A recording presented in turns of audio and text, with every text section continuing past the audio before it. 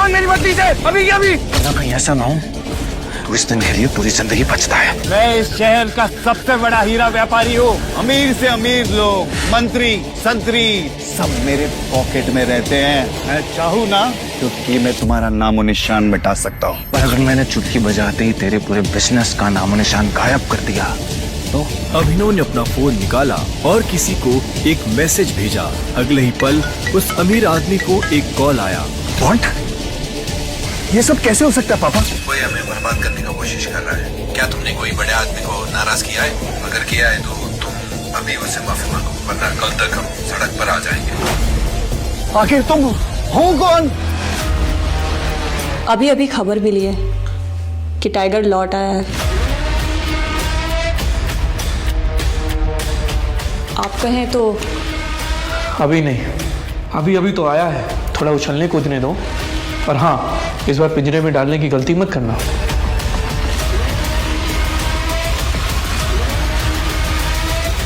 Tiger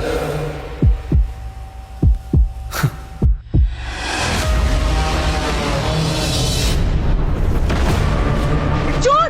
चोर! अभिनव पकड़ो! अभिनव पकड़ो! चोर! अरे कैसे नाकारे हो तुम? कुछ तो करो, भागो पीछे। अनन्या वो तुमसे कुछ नहीं होगा। प्लीज कोई पकड़ो चोर!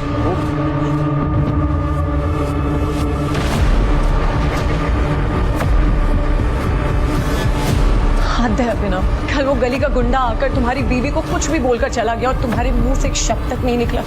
और आज ये, तुम्हें जरा सा भी अंदाजा है कि वो फोन मेरे लिए कितना इंपॉर्टेंट है? You know what?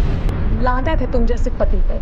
मेरे डैड चाहते ना तो किसी बॉलीवुड स्टार से मेरी शादी करवा सकते थे, लेकिन मेरे दादाजी ने तुम जैसे निठल्ले और डरपोक आदमी से मेरी पता नहीं क्यों शादी करवा दी।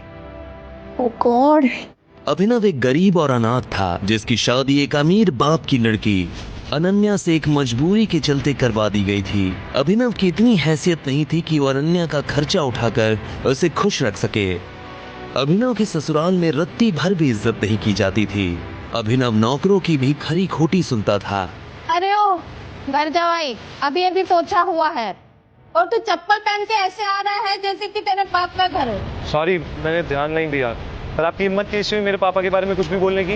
इतना ही बड़े बाप का औलाद है तो तू घर जावाई बनकर यहाँ अनन्या बेबी के टुकड़ों पे क्यों करता है? बोल। अभिनव, मैंने अभी अभी अपने दूसरे फोन पे व्हाट्सएप देखा। जिस चोर ने मेरा फोन चुराया ना, उसने मेरी फ्रेंड कियारा को अनन्या बन के मैसेज किया कि वो किसी अनजान जगह पे आ जाए, और वो चली भी गई। अभिनव, मुझे बहुत डर लग रहा है कि उसके साथ कुछ उल्टा सीधा ना हो जाए। ये सुनते ही अपने कमरे में बैठी अनन्या की माँ शर्मिला वहाँ आ गई और बोली, अनन्या, मैं ये क्या सुन रही हूँ? तुम्हारा मोबाइल चोरी हो गया है? अरे अभी आधे घंटे पहले ही तुम्हारे मोबाइल से मुझे मैसेज आया था कि एक नंबर पे 10 लाख रुपए ट्रांसफर कर दो, और मैंने कर भी दिया है। आपने क्यों किया ट्रांसफर? बेटा, हे भगवान। ये सुनते ही जैसे अनन्या का गला सूख गया। अनन्या को इस वक्त सिर्फ एक ही डर लग रहा था कि वो चोर उसकी फ्रेंड कियारा को कुछ कर न दे। अब ना तुम मेरे साथ थे ना उस वक्त, अगर रत्ती भर भी तुमने हिम्मत दिखाई होती तो वो चोर पकड़ा जाता। वार्निंग यू, अगर कियारा को कुछ भी हुआ तो मैं तुम्हें भी जेल भेजवा दूंगी। तुम जैसे पति के साथ मुझे जरा सा भी रहने का मन नहीं करता। भैया, खड़े खड़े क्या कर रहे हो आप? जाओ जाके पुलिस को इन्फॉर्म करो। जनाब, इतना तो कर ही सकते हो ना, या अभी भी हाथ पैर कांपने लगेंगे तुम्हारे? ये सुनते ही अभिनव घर से पुलिस स्टेशन के लिए निकल गया, पर 1 घंटे तक न पुलिस आई और न ही अभिनव। तो अनन्या को अजीब लगा, इसलिए उसने अभिनव को कॉल करने की कोशिश की, पर उसका नंबर स्विच्ड ऑफ था। अब तो अनन्या का गुस्सा 7वें आसमान पर था। तो फोन क्यों बंद आ रहा है? क्या हुआ? ये मेरी दोस्त की इज्जत का सवाल है और अभिनव यहाँ फोन बंद करके बैठा है। यानी दादाजी ने किस घटिया इंसान के साथ मेरी शादी करा दी। अनन्या की मम्मी शर्मिला भी अभिनव को जरा भी पसंद नहीं करती थी, पर अभी उन्होंने अनन्या को समझाया और उसे पुलिस स्टेशन लेकर गई। वहाँ जाकर जब उन्होंने अभिनव के बारे में पूछा, तब उन्हें जो पता चला उसे सुनकर उसके होश उड़ गए। अभिनव नाम का कोई आदमी सुबह से यहाँ आया ही नहीं, ना कोई चोरी की कंप्लेंट आई है? आज अगर अभिनव मेरे सामने होता तो मैं उसे जान से मार देती। इंस्पेक्टर साहब, आज मेरा फोन चोरी हुआ और फिर मेरी friend Kiara. Police officer FIR लिखने ही वाला था कि तभी अनन्या के दूसरे नंबर पर कॉल आया और ये कॉल किसी और का नहीं बल्कि कियारा का था, जो उस चोर के कब्जे में थी। कियारा? हेलो कियारा? हेलो अनाया। यार थैंक गॉड फॉर अभिनव जीजू, उनकी वजह से आज मेरी जान बच गई। वो गुंडे बहुत खतरनाक थे। तूने ये कहा कि अभिनव की वजह से तेरी जान बच गई, मतलब? तू कहाँ है अभी? मैं तेरे पास आकर सब बताती हूँ।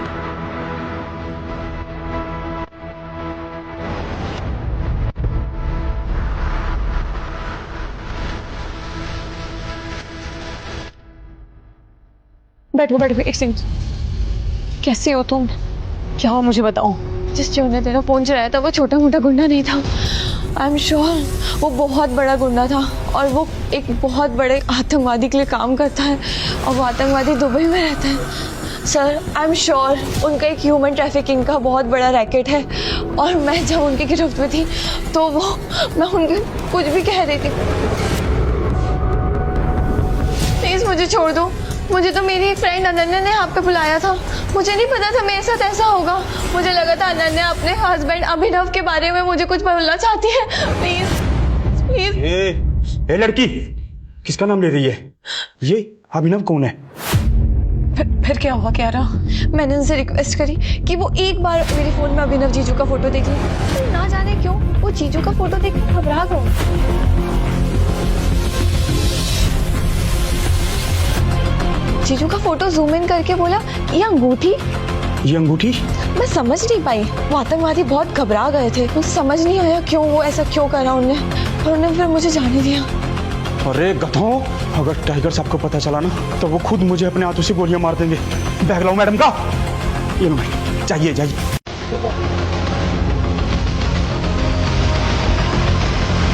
व्हाट? ये कैसे पॉसिबल है सर? माँ, जो आदमी उस चोर के पीछे भागा तक नहीं, उसे ये अंडरवर्ल्ड लेवल का आतंकवादी कैसे जानता है? और वो अभिनव को टाइगर क्यों बोल रहा था? ये उसका फोन क्यों नहीं लग रहा है? पता नहीं कहाँ है वो। मम, मेरा पति अभिनव और पावरफुल, अगर वो इतना ही पावरफुल है तो हमारे घर ऐसे बेइज्जत होके घर जमाई बन के क्यों रह रहा है वो? हे भगवान, मेरा सर, मुझे चक्कर आ रहा है। क्या वाकई में अभिनव ही है टाइगर? अगर हाँ तो क्यों अभिनव बना रहता है डरपोक? क्यों तब नहीं पकड़ा उस चोर को? और सबसे बड़ी बात, अंडरवर्ल्ड के ऐसे टेरर बॉस का खून सुखा देने वाला अभिनव क्यों खा रहा था सास, नौकरों और बीवी की गालियां? और क्यों जी रहा था गरीबों की जिंदगी? यही सवाल अनन्या के दिमाग में भी चल रहा था कि तभी उसकी माँ शर्मिला ने कहा, अनन्या, मैं ये मान ही नहीं सकती। अरे जो आदमी किसी काम कर ले, जो अपनी नाक पे बैठी हुई मक्खी तक तो भगा नहीं सकता, उससे कोई आतंकवादी क्या ही डरेगा? लेकिन ये घर जमाई कुछ तो छुपा रहे हैं, जल्दी से पता लगाना होगा। इससे पहले कि कोई बड़ा कांड हो जाए, पता करना होगा। अनन्या, चलो घर में चद्दर तान कर सो रहा होगा वो। चलो।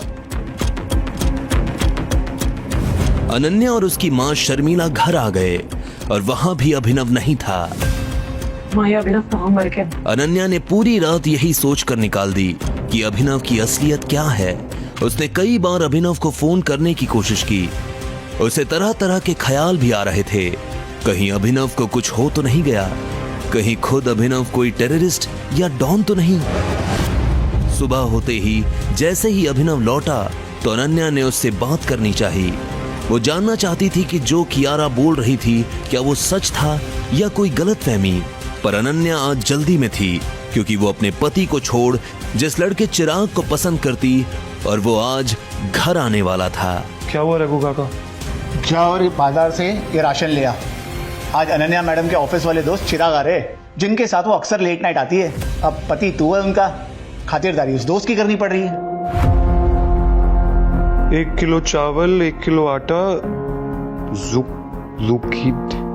वो कोडा, ये सब तो चाइनीज लग रहा है। अभिनव को पता था कि ये नौकर घर का पुराना नौकर है, जिसकी इज्जत घर में अभिनव से कई गुना ज्यादा है। तभी अभिनव का फोन बजा और स्क्रीन पर नंबर देखकर वो चौंक गया, क्योंकि नंबर टर्की से था। सॉरी। अबे ओ सूरदास, अंधा है क्या?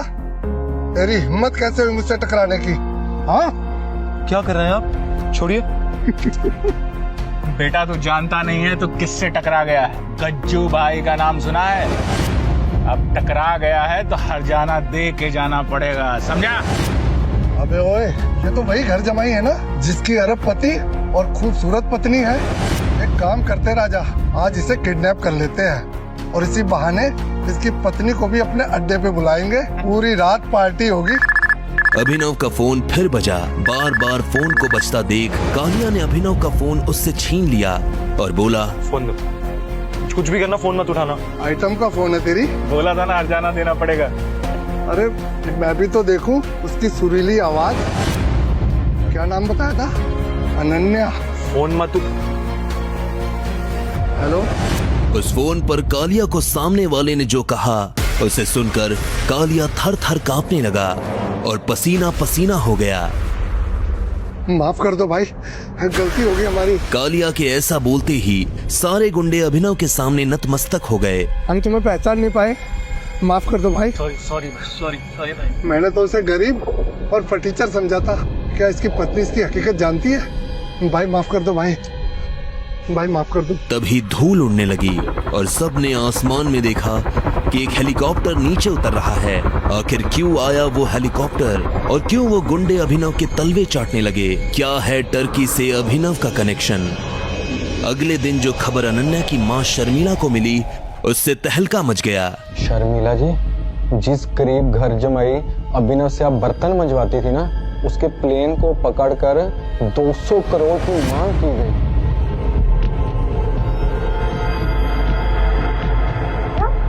दामाद जी का प्लेन हाईजैक हो गया? इससे बड़ी खुशी की बात और क्या हो सकती है मेरे लिए।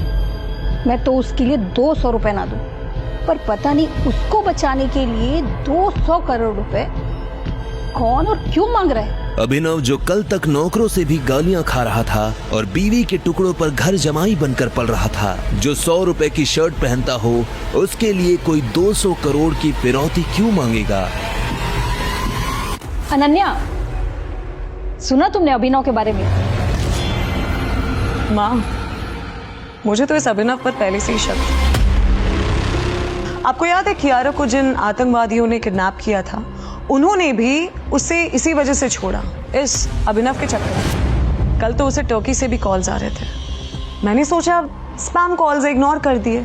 रघु भैया ने जब उसे राशन लाने के लिए भेजा, जनाब उसके बाद वापस नहीं हुआ। वैसे माँ, एक बात समझ नहीं आ रही कि इस बेचारे अभिनव में हाईजैकर्स ने आखिर देखा क्या कि सबको छोड़कर उसे ही रोक लिया और डिमांड भी की तो कितने की? 200 करोड़। मुझे लगता है कि अभिनव ने खुद ही उनसे कहा होगा कि देखो भाई, हमारे ससुराल वालों के पास तो करोड़ों का खजाना है। अनन्या मैडम, उनको तो कुछ पता ही नहीं है, वो तो चुप है, पर हाईजैक करने वालों ने पकड़ा हुआ है और वो बोल रहे हैं कि अगर उनको 200 करोड़ नहीं मिले ना तो वो अभिनव को मार दे। दामाद है तो क्या सारी संपत्ति ही लुटा दें उस पर? मरने दो उसे, अच्छा है पीछा छूटेगा अनन्या का उस कंगाल का। शर्मिला जी ने टीवी का रिमोट उठाया। जैसे ही न्यूज लगाई तो सामने से न्यूज सुनकर सबके होश उड़ गए। मुंबई से तुर्की जा रही फ्लाइट को हाईजैक करके अभिनव नाम के शख्स को बंदी बनाया गया था। ताजा खबर ये मिली है कि फिरौती के 200 करोड़ रुपए की जगह हाईजैकर्स को जब किसी ने 500 करोड़ रुपए पहुंचाए, तभी फ्लाइट के अंदर से गोली चलने की आवाज आई। क्या पैसे लेकर अभिनव को मार दिया गया है?